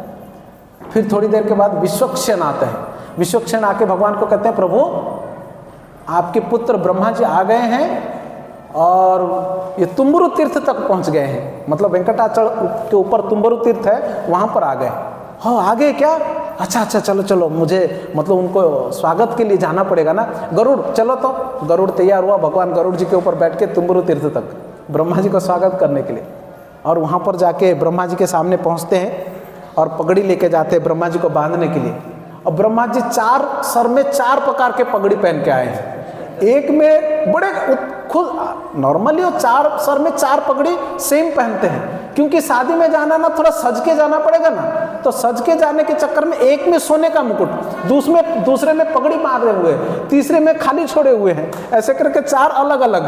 और भगवान जी अपना पगड़ी लेके गए, ब्रह्मा जी को स्वागत करने के लिए पगड़ी बांधते ना, महाराष्ट्र में भी ऐसा करते हैं, पगड़ी पहनाते ना स्वागत के लिए, है ना। तो वो पगड़ी लिए ब्रह्मा जी को बांधने के लिए। ब्रह्मा जी को भगवान ने पगड़ी बांधा। पगड़ी बांधने के बाद ब्रह्मा जी भगवान को देखते रह गए। भगवान ब्रह्मा जी को देख के क्या बोलते मालूम है? अरे ब्रह्मा, इतना दिन से कहाँ था? तुझे देखे बिना मुझे कैसे लग रहा था, पूरा जगत शून्य शून्य लग रहा है, मगर देखो तुमको एक दिन भी मेरा याद नहीं आया है ना। ब्रह्मा जी ऐसा बोल रहे, तुमको एक दिन भी मेरा याद नहीं आया ना। इतना बोलते ही ब्रह्मा जी बच्चे जैसा रो पड़े, एकदम रो पड़े, क्योंकि भगवान बोल रहे हैं ना कि मैं तुम्हारे बिना नहीं रह सकता हूं। ब्रह्मा, तुम्हारे बिना मेरा दिमाग ही नहीं चलता है, तुमको मेरी याद एक भी दिन नहीं आई क्या? ये सुनते ही ब्रह्मा तो चतुरानंद रो पड़े, चारों से 8 आंखों से झर झर झर झर पानी बहने लगा। और ब्रह्मा जी को रोते हुआ देख के भगवान रोने लगे और एक दूसरे को आलिंगन किए। तब तो वहां पर ब्राह्मणी, सावित्री, वो सब देख के आश्चर्यचकित रह गए। इन दोनों भगवान और भक्त में प्रेम देखो, सृष्टिकर्ता ब्रह्मा और उनका सृष्टिकर्ता भगवान स्वयं। तो इस प्रकार से ब्रह्मा जी तो अवाक रह गए। भगवान जी की ऐसी बातें सुन के ब्रह्मा जी के मुख से बात ही नहीं आया। ब्रह्मा जी एकदम अवाक। ब्रह्मा जी को आलिंगन करके लेकर गए। तब तक खबर आई उमापति भी पहुंच गए हैं। तो भगवान ब्रह्मा जी को, अरे पता है आ गया है बाबा, आ गया है, और साथ में उमा जी को भी लेकर आया है। ब्रह्मा जी बोलते चलो चलो चलो, स्वागत करते। फिर दोनों मिलके महादेव जी का फिर स्वागत करते हैं। और महादेव जी के साथ साथ में वहाँ पे महरलोक से, जनलोक से, स्वर्गलोक से और भूलोक से बहुत सारे ऋषि, मुनि, देवी, देवता और ऊपर के सभी लोगों से। एक्चुअली हुआ क्या था, मतलब खबर चारों तरफ कैसे फैल गया, गरुड़ ऊपर जी एकदम सबसे ऊपर जाके ब्रह्मा जी को बोल के आ गए। और ब्रह्मा जी के नगर में हलचल हुई तो वहाँ पे हल्ला मची। और ब्रह्मा जी जब उतर के आसमान में आ रहे थे, उसके नीचे के जितने लोग हैं ना, आप लोगों ने सुने ना 14 लोक होता है, तो भूलोक के ऊपर 7 लोक होता है ना। भूर्भुवस्वः, स्वर्ग के सोबर, महरलोक, जनलोक, तपलोक, फिर सत्यलोक होता है ना ऐसा। तो जैसे ब्रह्मा जी सत्यलोक से नीचे उतरे ना हड़बड़ा के, तो फिर वो तपलोक में, जनलोक में, महरलोक में जो लोग रहते थे ना, वो सभी लोगों ने देखे कि हो क्या रहा है। ब्रह्मा जी और अपने पत्नियों को लेके और कई सारे लोगों को लेके बढ़िया से सज धज के और जा कहाँ रहा है। तो उसमें से एक जन को पकड़ के पूछे ब्रह्मलोक के, कहाँ चला भाई, कहाँ चले ब्रह्मा जी? अरे पता नहीं क्या, भगवान जी का शादी है, शादी में जा रहे। अरे शादी में जा रहे, कौन बता ना, गरुड़ आया था बुलाने के लिए। अरे यार भगवान की शादी, इसमें अपने को बुलाना क्या? वो बताया अपने घर में, उनकी बीबी बोली भगवान की शादी है और तुमको कोई बुलाएगा, चलो अभी। तो वो निकले, वो उनको पूछे ऐसे करके। वो तपोलोक में ऋषि मुनिगण तपस्या करते हैं ना, वो अपने पत्नियों सहित, वो जनलोक में जो लोग रहते हैं, महरलोक में जो लोग रहते हैं, सब अपने अपने विमानों में आ गए सब लोग। और केवल उतना ही नहीं, इधर महादेव जी आ गए हैं। और महादेव जी के साथ साथ में, ब्रह्मा जी के साथ साथ में सारे देवी देवता, इंद्र, चंद्र, वरुण, सूर्य, यहाँ तक कि यमराज जी, अश्विनी कुमार गण, वायुदेव जी, सभी लोग जितने भी देवी देवता, सब गिन गिन के सभी लोग आ गए। सब लोग आने लगे, सब पहुँच गए। और पहुंचने के बाद सबका स्वागत हो रहा था, सबका स्वागत चल रहा है। भीड़ जमने लगा। बोलेगा अरे भीड़ भाड़ हो गया, कुछ जगह बगह है नहीं रहने के लिए, सब क्या करेंगे? इंद्र को बुलाए, इंद्र जल्दी आओ इधर। इंद्र बोलता है प्रभु, अरे तुम्हारा वो कहाँ है यार, वो इंजीनियर कौन? इंजीनियर कौन स्वर्ग में? विश्वकर्मा, वो कहाँ गया? लगे आया है ना प्रभु, बुलाओ उसको। क्या कर रहा है इंजीनियर आदमी, तो उधर कोने में खड़ा है। इतने सारे लोग आ गए, उन सब का अरेंजमेंट करना पड़ेगा ना, फटाफट तैयार करो सब बिल्डिंग्स। तो विश्वकर्मा तुरंत जो है ना, कई सारे मोहल्ले बनाए, सब देवताओं के लिए अलग अलग, है ना, पर्सनल।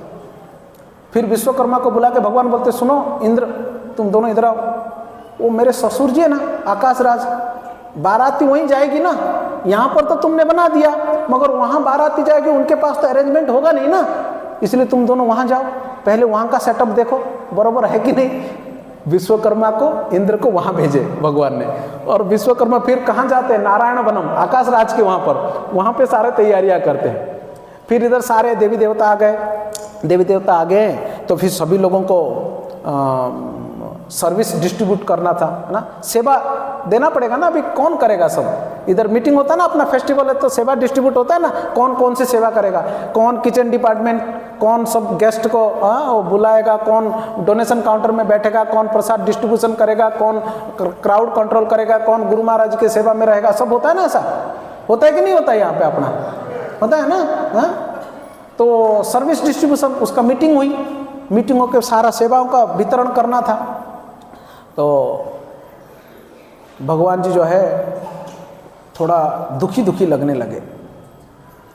तो शिव जी पूछते हैं दुखी क्यों है, बोले कि मेरा कोई अपना नहीं है, किसको लेके मैं इतना बड़ा फेस्टिवल करूं, कौन मुझे मदद करेगा। ब्रह्मा जी हंसते हैं, बोलते अपना नहीं है मतलब मुझे आप अपना बेटा नहीं समझते हैं, मैं पराया हो गया अभी। शिव जी बोलते मैं तो आपका बेटे का बेटा हूं, प्रपौत्र हूं, देखो मेरी पत्नी भी साथ आई है, और खाली पत्नी थोड़ी, उनके बच्चे भी आए हुए हैं, देखो मेरे बच्चे आए हैं दोनों। ब्रह्मा बोले मेरे पत्नी आए, सब लोग अपना अपना रिश्तेदारी भगवान से जुड़ने लगे। बोले कि आप तो कितने बड़े आपका परिवार है प्रभु। भगवान थोड़ा प्रसन्न हो गए, मतलब मेरे लोग हैं अपने, है ना, मतलब ये सब खा पी के हाथ धो के जाने वाले नहीं है, काम करेंगे। भगवान वहाँ चला गए, क्योंकि सबको काम पे भी लगाना है ना, काम पे लगाना तो पहले अपना बनाना पड़ेगा, है कि नहीं। तो भगवान देखो, तो ये लीला हुई। थोड़ी देर के बाद ब्रह्मा जी बोले कि प्रभु टाइम हो गया है, क्यों लेट करना है, आप एक काम करो, बहुत सुंदर सा श्लोक था एक, आप एक काम करो, आप स्नान वान करो फटाफट, और स्नान वान करके ना आपको कुलदेवी का पूजा भी तो करना है, और कुलदेवी का पूजा वूजा करेंगे ना, हे रमापति कुलदेवी का पूजा वगैरह करेंगे तो शुरू करते हैं। जैसे ही ब्रह्मा जी ने रमापति करके शब्द बोला, भगवान को संबोधित किया, भगवान के आंखें भर आए, फिर से रोने लगे। नया शादी करने वाला लड़का होता है ना, ऐसे भावुक होता है, पता है। तो शिव जी पूछते क्या हुआ प्रभु, आप क्यों दुखी हैं फिर से। क्या बताओ, इतना बड़ा उत्सव है, आप सभी लोग अपने अपने पत्नियों के साथ आए हैं, मगर मेरा पत्नी ही मेरे पास नहीं, रूठ के चले गए। ब्रह्मा जी बोलते पहले बोलना चाहिए ना, उनको भी लेके आता रास्ते से। बोले कि नहीं नहीं, सूर्य को बुलाओ। सूर्य आते, जी प्रभु कोल्हापुर जाना बेटा, वहाँ माता लक्ष्मी, उनको जाके बोलना कि आपको चलना है वेंकटाचल। सूर्यदेव याद करते माता क्यों चली गई, ये तो रूठ के गई इनसे, वो आएगी थोड़ी अभी। बोले प्रभु वो नहीं आएगी, वो गुस्से में गई है, तपस्या कर रही है, वो नहीं सुनेगी। सुनेगी बेटा सुनेगी, उसको जाके बोलना आपके प्रभु धरती पे आके बिना खाए पिए मूर्छित होके पड़े हुए हैं, जाके बोलना, देखना दौड़ के आएगी। सूर्य भगवान बोलते हैं वो कोई साधारण स्त्री नहीं है, आप जो बोल रहे हो कि ऐसे मान जाएगी, वो साक्षात लक्ष्मी ठाकुरानी है। बोलते कि तू भूल गया, तू किससे बात कर रहा है, वो लक्ष्मी है। मैं कौन हूँ, मैं नारायण हूँ, मेरी माया सब जगह चलती है, तू टेंशन मत ले, जा तू पहले। सूर्यदेव बोलते हैं जैसी आज्ञा, अपना रथ लेके कोल्हापुर पहुँचते हैं। कोल्हापुर पहुँचते हैं तो लक्ष्मी बोलती है सूर्यदेव क्या हुआ, तुम्हारे सेवा में कोई अड़चन आया क्या, तुम्हें किसी ने रोका क्या। बीच में एक बार हनुमान निकल गया था, ऐसे कोई गड़बड़ी तो नहीं हुई, लेकिन नहीं नहीं माता मैं सही हूँ, मुझे जो सेवा मिली है वो बराबर चल रही है। तो हुआ क्या है ना, मुझे जो सेवा देने वाले आपके प्रभु है ना, वो अभी खाना पीना छोड़ के भूलोक में आपके मूर्छित होके पड़े हुए हैं। लक्ष्मी माता कांपने लगी, क्या हो गया प्रभु जी को। हड़बड़ा के बोली चलो पहले पहले चलो। वो आके रथ में बैठ गई, सूर्य देव के साथ फिर वेंकटाचल आ गए। और जैसे आए सब लोगों ने भगवान जी के कान में बोले माता लक्ष्मी आ गई है। तो भगवान नाटक कर रहे, आ गई लक्ष्मी, लक्ष्मी आ गई, कहाँ है? वो साफ ऐसा लिखा है कि मतलब उनको चलने की भी शक्ति नहीं है, ऐसा है। लक्ष्मी रथ से देख रही है कि भगवान आ रहे हैं, बट उनके पास चलने का शक्ति, लक्ष्मी आ गई। वो एक हाथ ब्रह्मा जी के कंधे पे, एक हाथ शिव जी के कंधे पे और चल रहे। अरे लक्ष्मी भगवान जी की ऐसी स्थिति को देख के मुस्कुराने लगी पहले। वो वहां पहुंचे, वो समझ गई इनका पूरा ये नाटक है करके, वो उतर मुस्कुराई बट कुछ बोली नहीं, क्योंकि इज्जत का सवाल है ना। वहां पे ब्रह्मा इंद्र चंद्र सभी लोग हैं, अपना पति का इज्जत कैसे निकालेगी? बाद में देखूंगी इनको। माता मुस्कुरा के फिर अपने आप को दबा दी, आके एक सबसे पहले भगवान के चरणों में चंपा का फूल डाली, भगवान जी का चरण स्पर्श की, और चरण स्पर्श करके फिर भगवान बोलने लगे लक्ष्मी तुम आ गई। माता लक्ष्मी आलिंगन करके कान में बोलती है ज़्यादा नाटक मत करिए, क्यों बुलाए वो बोलिए पहले। फिर लक्ष्मी माता कहती है कि प्रणाम करके प्रार्थना करके, प्रभु आपकी माया ब्रह्मा शिव इन सब के ऊपर भारी पड़ती है, ये मुझे मालूम था, मगर आप मुझे भी आज फंसा दिया आपकी माया में, है ना। इतने सारे रिश्तेदारों को यहाँ पर इकट्ठा क्यों करके रखे हैं? चल क्या रहा है यहाँ पर? मुझे तो बुलाया गया आपका हेल्थ खराब है करके, लग तो ऐसा लग तो ऐसा नहीं रहा, कुछ तो उत्सव की तैयारियां लग रही है मुझे, हेल्थ खराब होने की तो स्थिति नहीं लग रही है। फिर भगवान बोलते हैं हे देवी, असलियत में पद्मावती से विवाह करना है। फिर लक्ष्मी जी को याद दिलाते हैं त्रेता युग में किस प्रकार से पद्मावती से विवाह करने के लिए साक्षात माता सीता ने बताया था। लक्ष्मी देवी कहती हैं कोई बात नहीं, फिर बातचीत होती है। फिर भगवान बोलते हैं आप सभी लोग, मतलब वो भावुक वाला बात है ना, इमोशनल ब्लैकमेल कर रहे थे भगवान सबको कि आप लोग कितने दयालु हो, मेरे रिश्तेदार बन के मेरे पास आए, मेरा तो कोई नहीं था वगैरह वगैरह। माता लक्ष्मी बोलती है बस करो, अभी टाइम हो गया, चलो स्नान करवाती हूँ आपको, तैयारियाँ करनी है, क्योंकि दूल्हा बनना है ना। तो माता लक्ष्मी खुद अपने पति को दूल्हा के रूप में सजाने वाली थी। माता बोली अभी ज़्यादा नाटक मत करो, चलो। फिर माता लेके उनको उबटन लगाती है शरीर में, भगवान को उबटन लगा के हल्दी लगा के फिर भगवान का वहाँ पर अभिषेक होता है। फिर जितनी स्त्रियाँ हैं सब भगवान जी के अभिषेक करते हैं। जो विवाह होता है ना, वहाँ पर लड़के को यहाँ पर नहलाते हैं, वहाँ पर कन्या को भी नहलाते हैं। एक्चुअली वो एक दिन का प्रोसेस नहीं होता है, छठ मंगनी फट ब्याह नहीं होता है आजकल जैसा होता है। वो शादी मतलब एक्चुअली बहुत बड़ा प्रोसेस है, 3-4 दिन का ऐसा रहता है। एक दिन लड़के को नहलाएंगे, फिर उसको हल्दी लगाएंगे, फिर पब्लिक में नहलाएंगे उसको भी बिठा के। हाँ, पता नहीं यहाँ पर होता है कि नहीं, हमारे उधर ये प्रथा होती है ऐसा। फिर उसके कुछ गान भी होते हैं, वो गाते रहते, वो गान गाते। इधर होता है क्या ऐसा, है ना? हाँ, तो वो सब भगवान जी को सब सेटिंग नहला के सब किए। फिर भगवान जी को तैयारियाँ किए। भगवान जी बहुत सुंदर कामदेव के जैसा दिख रहे थे। माता उनको पूरा सजाई हैं। सेवा डिस्ट्रीब्यूशन किया गया, कौन कौन सा सेवा करेगा। अग्निदेव को और उनकी पत्नी स्वाहा को कुकिंग करने की सेवा दिया गया, कुकिंग करो। वायुदेव को सभी लोगों को सेंट लगाने की सेवा दिया गया। इधर एक प्रभु जी सबको लगाते रहते हैं इतर, हैं वो वायुदेव की सेवा है वो वायुदेव को दिया गया। यमराज जी को बोला गया कि कोई बदमाशी करेगा तो बरोबर करना उसको। यमराज जी अपने दोस्तों के साथ वो खड़े हो गए, है ना। वशिष्ठ और बृहस्पति आदियों को उनको शादी का पुरोहिती वाला काम है ना, वो सौंप दिया गया उनको। और फिर ऐसे सबको अलग अलग सेवा दे दिए। ब्रह्मा और शिव जी को कुछ पर्टिकुलर सेवा नहीं दिया, साथ में रखते थे उनको, तुम दोनों साथ में रहो मेरे, ऐसा ऐसे करके। बहुत डिटेल है, मैं वो डिटेल में जा नहीं रहा हूँ। सारे और देव जैसे यज्ञ है, यमराज है, इंद्र है और अश्विनी कुमार गण हैं, हाँ, उन सभी लोगों को अलग अलग सब सेवा दे दिया भगवान ने।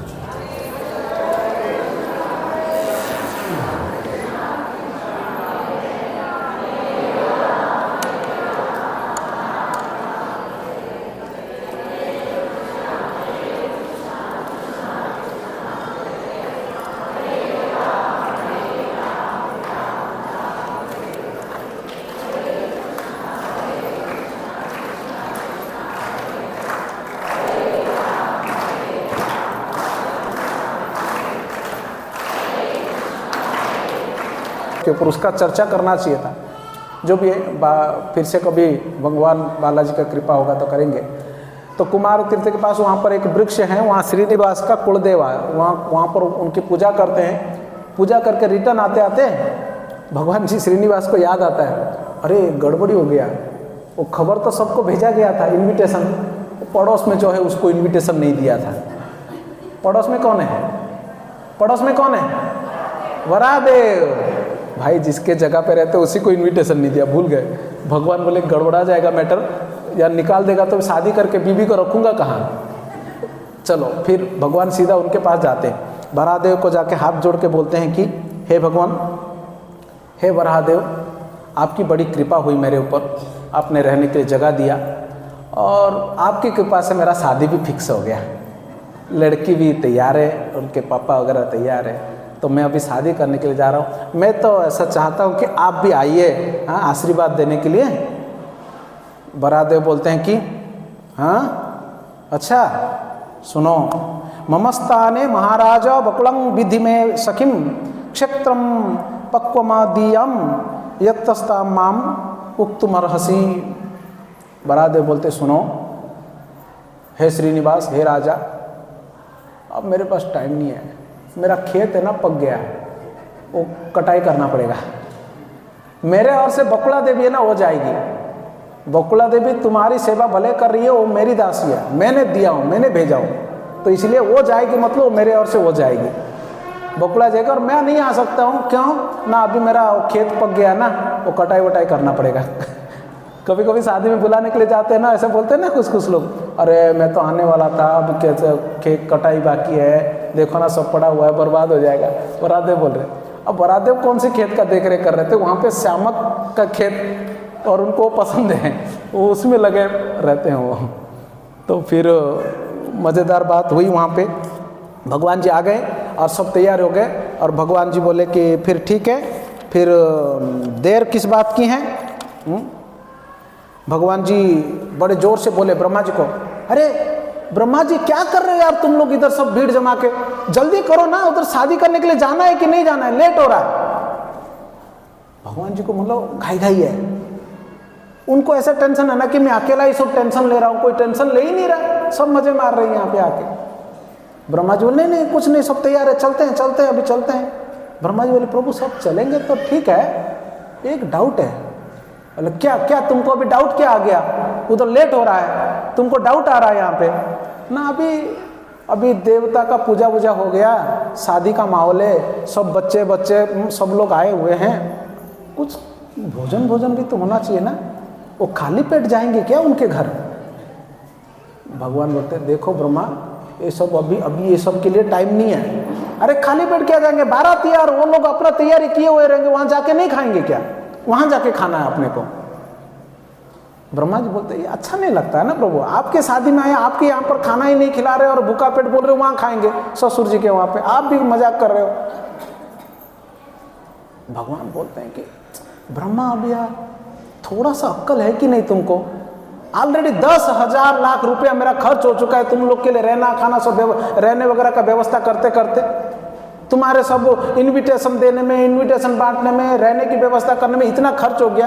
अब तुम बोल रहे हो इतने सारे लोगों के लिए खाना बनाऊंगा मैं, कितना खर्च होगा, थोड़ा सोचा करो ना यार, खर्च के बारे में वो भी हिसाब होती है ना। कितना पूरा टेंशन है, मैं अकेले को पूरा टेंशन लेना पड़ता है, घर में दूसरा कोई व्यक्ति है नहीं यहाँ पर कमाने वाला। तब शिव जी सुन रहे थे पड़ोस में, शिव जी बोल पड़े, बाकी कुछ लोग भी वहाँ पे इर्द गिर्द थे, भीड़ तो था ही। शिव जी बोल पड़े, शिव जी बोलते देखिए प्रभु, इस युग में पुण्यात्मा उसी को कहा जाएगा जो अपने जीवन भर कमाया और अपना बेटी का, अपना खुद का शादी बढ़िया से किया और शादी में आने वाले लोगों का ठीक से देख रेख किया, भले उसको ऋण लेना पड़े और ऋण लेके ही शादी करे। भगवान भड़क गए शिव जी के ऊपर। शिव जी थोड़ा अक्ल वक्ल है कि नहीं, अरे कौन सी बात कब करना चाहिए, कहाँ करना चाहिए, थोड़ा समझना चाहिए तुमको। तो इधर आओ, भगवान कोने में चले गए कोपचे में। ब्रह्मा जी को बोले तुम इधर आओ, शिव जी तुम इधर आओ। शिव जी बोले इज्जत निकालने वाली बात कर रहा है यार, सबके सामने सब गेस्ट आए हुए हैं, ऐसी बातें एक हाथ भी की, मतलब घर में कुछ है नहीं है, वो सबके सामने नहीं बोलना रहता है ना। शिव जी बोले अच्छा ठीक है बाबा। भगवान बोलते हैं कि अभी का अभी अपने को कौन लोन देगा, कौन सा बैंक अभी खुला रहेगा बताओ, लोन की बात कर रहे हो तुम। अब मैं कहाँ फिरूं लोन लेने के लिए, उधर बाराती का टाइम हो गया है, तुम बोल रहे लोन लेना है और खाना बनाना है। ब्रह्मा जी बोलते हैं आपको अगर आप बोलो तो फिर मैं अरेंज करता हूँ फिर। हाँ तो बोलना बोल। हालांकि कुबेर जी उधर है ना, बुलाओ उसको फिर। भगवान बोले कुबेर इधर आओ। कुबेर जी बोले प्रभु, ब्रह्मा जी शिव जी वहाँ पर थे। कहाँ गए थे पता है? लोकेशन बताता हूँ। स्वामी पुष्करणी गए आप लोग? स्वामी पुष्करणी कौन कौन तिरुपति गए? हाथ उठाओ। और उसमें वो पुष्करणी में स्नान कौन कौन किया? स्वामी पुष्करणी में स्नान किया ना। जहाँ पर हम लोग स्नान करते हैं ना, वो आधा बैरिकेड्स लगा देते हैं। वो बैरिकेड्स के बाद एक पेड़ है वहाँ पे, देखा आपने? किसी का ध्यान है? वहाँ पे एक पेड़ है, पीपल का पेड़ है। भगवान ने उस पीपल के पेड़ के पास तीनों को बुलाया था, ब्रह्मा जी को, शिव जी को। बातचीत हुआ, कुबेर को बुलाया गया। कुबेर आने के बाद बोले कि थोड़ा लोन चाहिए यार कुबेर। कुबेर बोलते कि आप ऐसे क्यों शर्मिंदा कर रहे हैं, सारा संपत्ति तो आपका है, आप तो सृष्टिकर्ता मालिक है, और आपको क्या थोड़ा सा चाहिए, ले लो जितना चाहिए।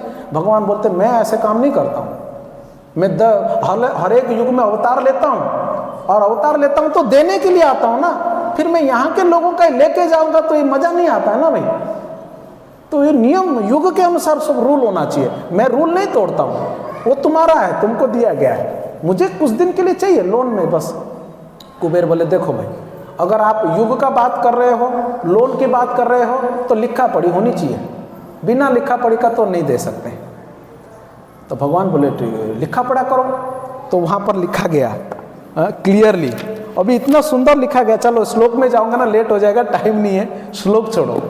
तो वहाँ क्या लिखा गया मालूम है?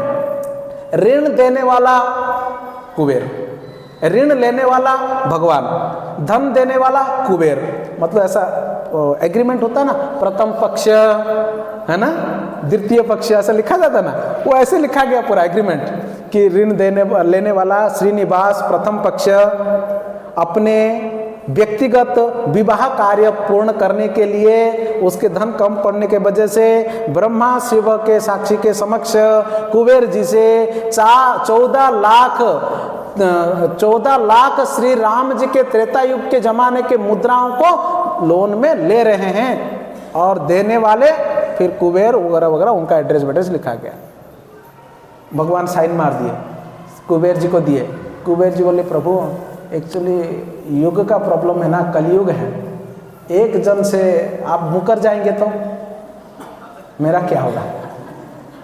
अलग भाई जल्दी बोल, करना क्या है ना, कोई साक्षी वाक्षी चाहिए और करना क्या है इसमें? तो ठीक है, साक्षी क्या चाहिए? ब्रह्मा जी को भगवान देखे, ब्रह्मा जी बोले हाँ तो वो दिक्कत क्या है, साक्षी से लाओ, साइन करता हूँ। ब्रह्मा जी ने साइन मारा। फिर कुबेर जी बोलते प्रभु एक्चुअली एक साक्षी होना साक्षी ना होने के बराबर है, क्योंकि ब्रह्मा भी आपका ही लड़का है और आपने इसको सृष्टिकर्ता बनाया है। तो फिर शिव जी को देखे और ले लाओ मैं साइन मारता हूँ। शिव जी साइन मारे। कुबेर जी बोले हैं शिव जी का साइन हो तो ठीक है, मतलब 2 तो हो गया तो कोई बात नहीं, वो अच्छी बात है, 2 जन तो हो गया, बट फिर भी तो क्या है, शिव जी का खुद का ठिकाना नहीं है, दूसरे का क्या गारंटी लेंगे वो है? भगवान बोले चाहिए क्या ना, एक और कोई साक्षी दे देता तो बात पक्की हो जाती। तो वहाँ पे जो पीपल का पेड़ है ना, ये सब देख रहा था, वो रह नहीं पाया, बोला कि कुबेर मैं साइन करता हूँ। वो पीपल का पेड़ साइन किया, तीसरा साइन। कुबेर जी बोले अब सही है।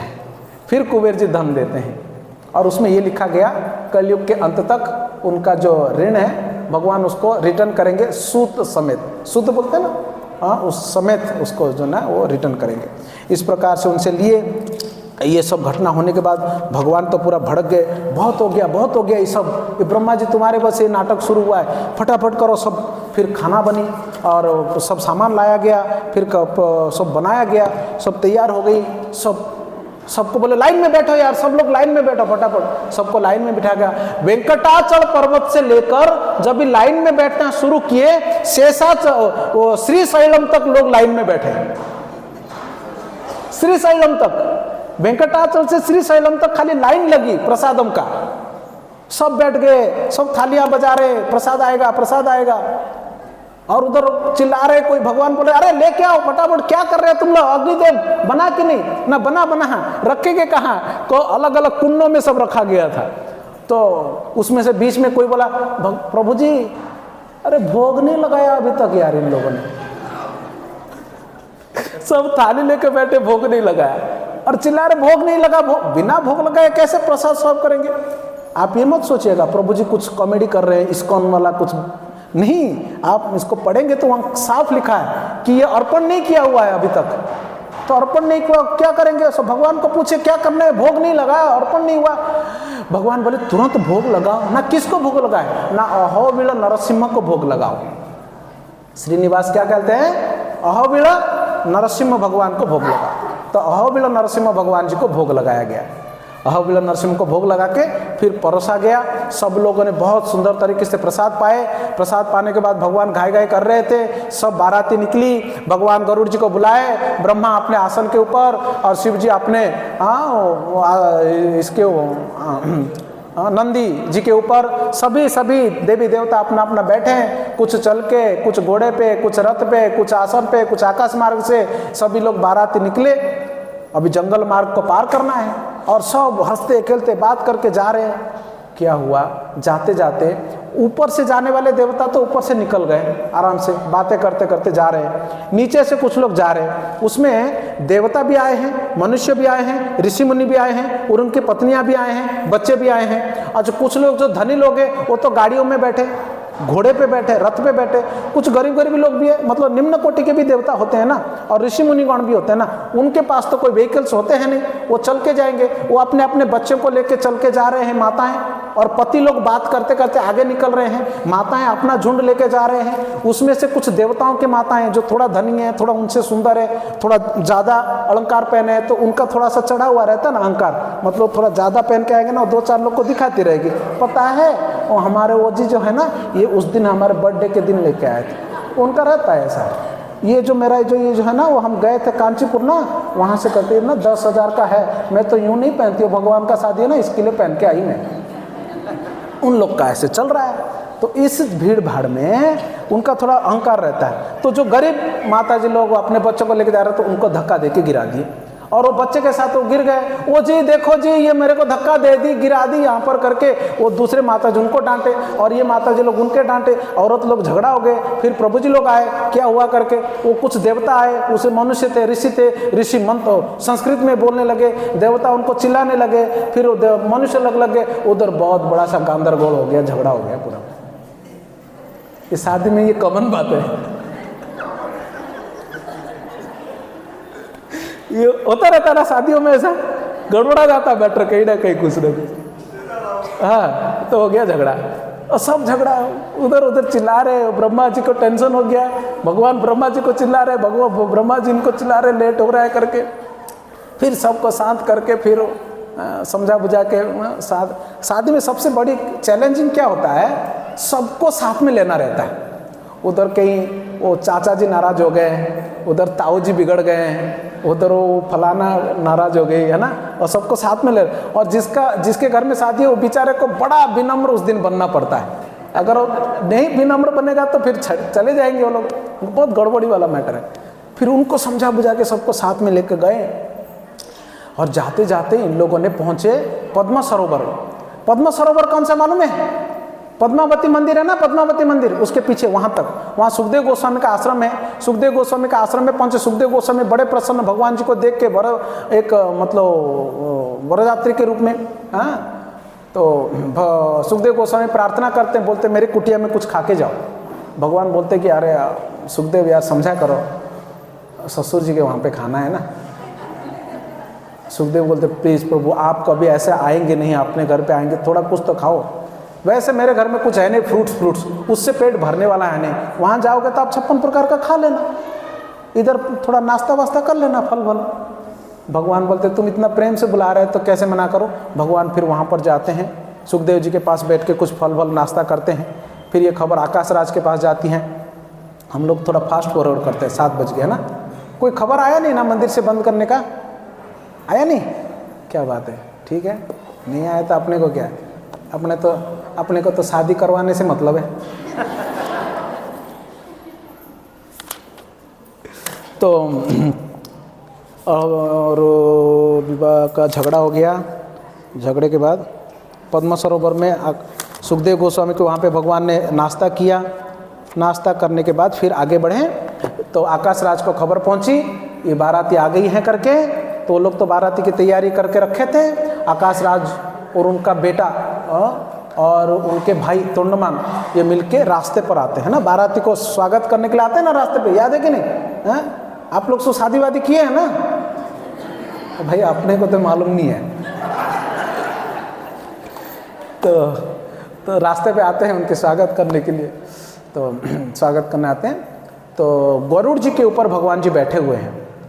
आकाश राज अपने हाथी के ऊपर से नीचे उतर के भगवान जी को देख के वो प्रार्थना करके बोलते हैं कि हे भगवान, धन्यो हम कृतकृत्यो हम स्वर्गमार्ग समास्थितः एवं वदनम तत्काले श्रीनिवास सताम गति ही। मैं धन्य हो गया प्रभु, हे श्रीनिवास आपका दर्शन मात्र से मैं धन्य हो गया, ऊपर की ओर मेरा रास्ता खुल गया प्रभु, आप हमारे यहाँ पर आ गए। क्योंकि आकाश राज भी भगवान के भक्त हैं एक्चुअली, है ना। मैं आपको बताऊंगा कौन है वो आकाश राज। तो प्रार्थना करने लगे, भगवान देख रहे थे कौन है, दाढ़ी बड़ी रखा है, लंबा चौड़ा दिख रहा है। नारद जी बोलते प्रभु कोई और नहीं है, यही वो ससुर है आपके। तो भगवान बोले ओ आकाश राज जी। फिर भगवान उनको प्रणाम करते हैं कि हे नारद, मैं धन्य हो गया, आकाश राज की जैसा ससुर मुझे मिल गया। कि देखो बातचीत के तरीका है ना। मैं एक जन के शादी में गया था, मेरे कजन के, तभी छोटा सा था, वो शादी करके उनकी बहू उनके घर पे आई। तो मैं घर पे खड़ा था चौखट पर, और बहू जो है घर का एंट्री कर रही थी, फर्स्ट टाइम घर पे आई। और सासू माँ जो है, सासू माँ अच्छा लाइव हो रहा है क्या, ठीक है, मैं किसी और के घर में गया था, पता नहीं किसके घर में। तो सासू उनके पास पड़ोस में ही खड़ा था, मैं छोटा सा बच्चा था तभी।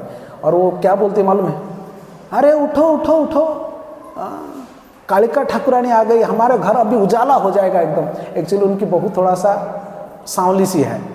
तो वो सासू बहू को एंट्री मारने में ये बात बोल रही थी, उठो उठो कालिका ठाकुरानी आ गई, देखो घर चमकेगा अभी हमारा।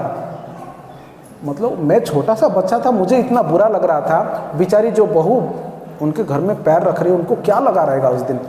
मतलब लोग ऐसे बात करते हैं, बातें जो है ना, 2 शब्द मीठा बोल देंगे, किसी की प्रशंसा में बोल देंगे तो क्या जाता है, हाँ ऐसे बोलने की ज़रूरत है। आज तक उनके घर का वो झगड़ा निपटा नहीं है। वो बहू आज भी दुखी हैं, वो सासू आज भी परेशान करती है। बाद में बहू का क्या फर्क पड़ गया, ऐसा मेरे को, मैं छोटा सा था, मुझे याद है। मतलब सोचो कितना दर्द वाला बात है। इसलिए किसी को अपमानजनित बात नहीं बोलना चाहिए। भगवान जी कितना ध्यान रख रहे हैं। वो ससुर जी को मतलब रेस्पेक्ट दे के बोल रहे हैं कि मैं धन्य हो गया, आकाश राज की जैसे ससुर मुझे मिल गए करके, मैं धन्य हो गया ऐसा। फिर वंदापना करते हैं ना वहाँ पे सब, है ना, उनका करते हैं। फिर पद्म वहाँ पे उनको ले जाते हैं बुला के। आकाश राज की पत्नी आती हैं, तो फिर वशिष्ठ जी जो है वो अपने पत्नी को बोलते हैं कि आप आकाश राज की पत्नी के साथ मिलके वर का उनका वंदापना करते हैं, सो आरती वारती सो करते हैं, वो सब करो। तो वो सब होता है। फिर पद्मावती के साथ, पद्मावती हाथी में आई हुई रहती है। पद्मावती भगवान को दूसरी बार देखती है, सेकेंड टाइम देखती हैं। भगवान पद्मावती को देखते हैं। फिर उस दिन वहाँ पर ठहरने की व्यवस्था होती है। और वहाँ पर एक दुर्गा जी का मंदिर है। भगवान और पद्मावती दोनों मिलके उस दुर्गा जी के मंदिर में दर्शन करने के लिए गए। फिर भगवान रास्ते में पद्मावती को कह रहे थे कि आप चिंता मत करो, मैं आपको स्वीकार करने के लिए आया हूँ, ऐसा करके दोनों में थोड़ा सा बातचीत होती हैं। फिर रात को वहाँ पर ठहरते हैं। दूसरे दिन शादी है, एक दिन पहले चले गए वहाँ पर। भगवान तोंडमान को बुलाते हैं, यादवेंद्र को आ गए हैं। प्रभु शादी हुआ नहीं है अभी?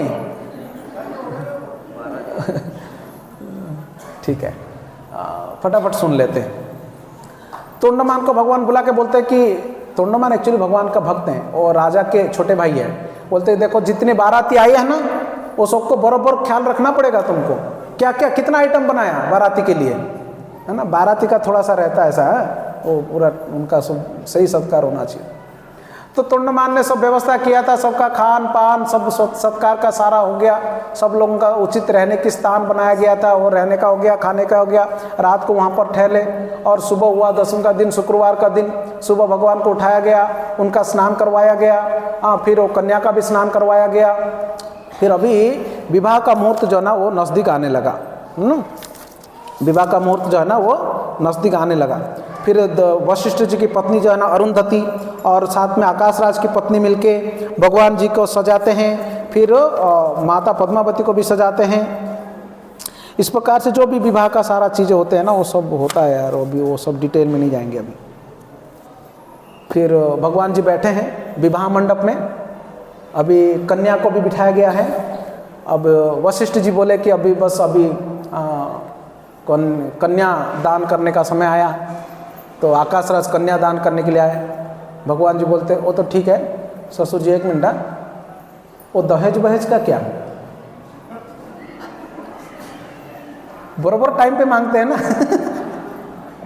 आपने सुना ना ऐसे केसेस होते थे, ऐसे केसेस होते थे। अभी आजकल तो कम हो गया है। बराबर वो जो ना वो मंगलसूत्र बांधने से पहले ससुर को पूछेगा वो जो बोला था सब कहाँ है, नगद कितना देना था, क्या क्या आइटम देना था। भगवान जी पूरा लिस्ट रख दिए भाई। ससुर जी को बोले कि कहाँ है वो दहेज सब। ससुर जी बोले हाँ हाँ वो सब तैयार है ना बेटा, ना वो ये भी है ना, हाँ वो भी तैयार है ना बेटा, वैसा वाला किरीट है, ये है ये है। भगवान पूछ रहे हैं, ससुर जी बोला वो सब सब सब है सब है। भगवान बोलते अरे आपके जैसा ससुर जी तो धन्य है, बढ़िया है बढ़िया है। फिर बृहस्पति बोलते हैं कि अभी टाइम हो गया प्रभु, पानी ग्रहण करना पड़ेगा, है ना? मतलब हस्त घंटी का टाइम होता है ना ऐसा।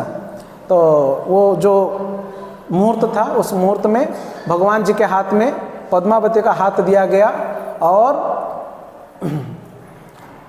बहुत सारे तीर्थ स्थानों से जल लाया गया था। आकाश राज और धरणी देवी उनकी पत्नी दोनों भगवान जी के हाथों के ऊपर पानी देते हैं। हाँ, और फिर वो पानी जो है वो पद्मावती के हाथ में जाता है। ऐसा पानी ग्रहण का वो पूरा विधि होती है। फिर विधि होने के बाद कन्यादान का विधि होती है। भगवान को आकाश राज जी जो है अपने कन्या पद्मावती का हाथ देते हैं और उनका सभी प्रकार के गलतियों को क्षमा करके और उसको अपनी पत्नी के रूप में स्वीकार करने के लिए आकाश राज भगवान से प्रार्थना करते हैं और भगवान प्रसन्नता के साथ पद्मावती को स्वीकार करते हैं। पद्मावती बालाजी भगवान की। तो इस प्रकार से बहुत ही सुंदर तरीके से भगवान जी का ये विवाह उत्सव होता है। एक्चुअली मैंने डिटेल में गया नहीं हूँ। विवाह उत्सव होता है और आकाश राज बड़े प्रसन्न हो जाते हैं। उस दिन रात को भगवान वहीं पे रुकते हैं। सुबह कन्या और वर को दोनों को उठाया जाता है और अभी विवाह हो गया ना, इसलिए दोनों को साथ में बिठा के नहलाया जाता है दूसरे दिन। और साथ में बिठा के नहला होता है क्या ऐसा? हाँ, दूसरे दिन साथ में बिठा के नहलाते हैं। अब मुझे मालूम नहीं था, मैंने इसमें पढ़ा तब पता लगा। तो उनका स्नान करवाया गया। स्नान करवा के फिर विदाई का वक्त आ गया। अब एक एक व्यक्ति कन्या को पकड़ पकड़ के रोते हैं। होता है ना ऐसा? पद्मावती की माँ रो रही है उनको पकड़ पकड़ के। वसुधा उनका भाई रो रहा है। तोंडमान चक्रवर्ती रो रहे हैं। आकाश राज रो रहे हैं। रो रो के बोलते बेटी याद रखना, पति खाने के बाद ही खाना, उससे पहले मत खाना बेटा। और रो रहे। फिर बोलते बेटी याद रखना, पति सोने के बाद ही सोना, उससे पहले मत सोना। आकाश राज रो रो के अपनी बेटी से बोल रहे। धरणी देवी कहती है मेरा कलीजे का टुकड़ा तुम्हारे हाथ में दे दिए हैं दामाद दी, ध्यान रखिएगा उनको।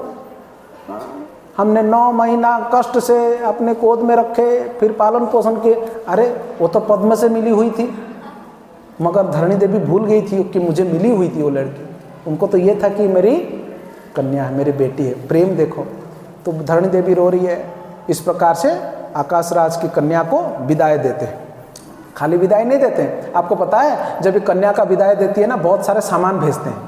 है ना, उसमें खाने फ्रूट्स होते हैं, मिठाइयाँ होते हैं, कुरमुरे होते हैं, गुड़ होता है, तिल होता है ना, वो सब भी लिखा हुआ है। कितने कितने क्वांटिटी में क्या क्या आइटम भेजा गया वो सब भी भेजा गया। भगवान जी सब लेना था उनको। आकाश राज प्रार्थना करते हैं, भगवान बड़े खुश थे। आकाश राज को सायुज्य मुक्ति प्राप्त होगा करके बोले, सारूप्य प्राप्त होगा करके उन्होंने आशीर्वाद भी दे दिया।